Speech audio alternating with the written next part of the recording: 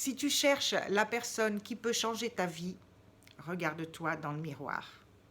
Bonjour et bienvenue dans cette nouvelle vidéo. Alors aujourd'hui, cette notion qui est vraiment importante pour moi, c'est la notion de responsabilité. Ce qui se passe à l'extérieur est le reflet de ce que j'ai à l'intérieur de moi, le reflet de mes pensées, le reflet des filtres avec lesquels je regarde la vie.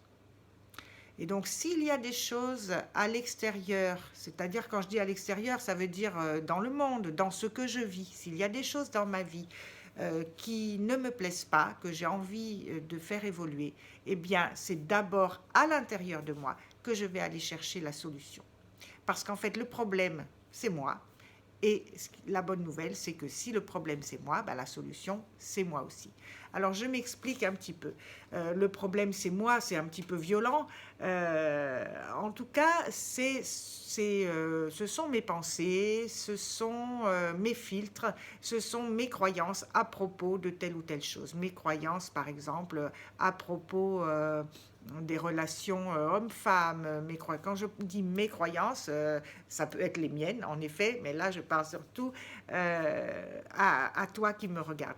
Donc, ça peut être tes croyances sur les relations hommes-femmes, ça peut être tes croyances sur l'argent, ça peut être, et je redis que quand je parle de croyances, il n'y a aucune connotation religieuse là-dedans, c'est ce qui nous constitue et qui fait qu'on est persuadé que ça, c'est vrai, telle chose est vraie. Je me souviens d'une amie qui me disait mais il n'est pas possible à 25 ans d'avoir déjà gagné beaucoup d'argent. Si, il est possible à 25 ans d'avoir gagné beaucoup d'argent. Je connais des hommes et des femmes qui ont 25-30 ans et qui ont gagné beaucoup d'argent.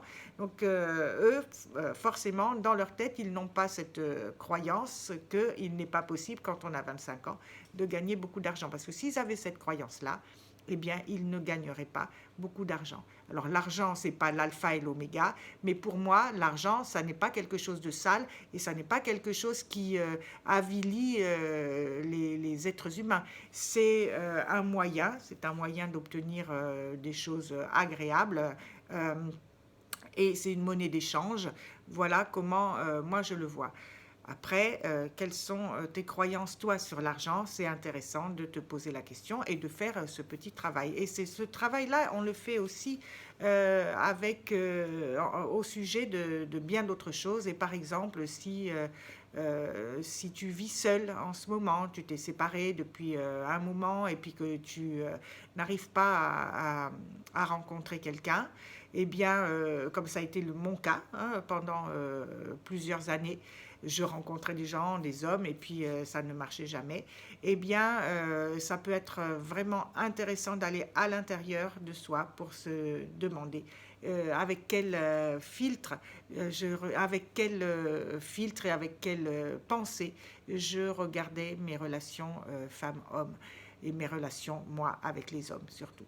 Et ce travail-là, moi, je l'ai fait avec une coach, parce que souvent, c'est facile de voir la paille dans l'œil de son voisin. Moi, en tant que coach, je suis très bonne pour débusquer les croyances chez les autres, mais c'est vrai que il m'a été utile d'aller voir une coach spécialisée justement dans les relations amoureuses pour débusquer mes croyances qui me limitaient dans ce que je vivais au quotidien.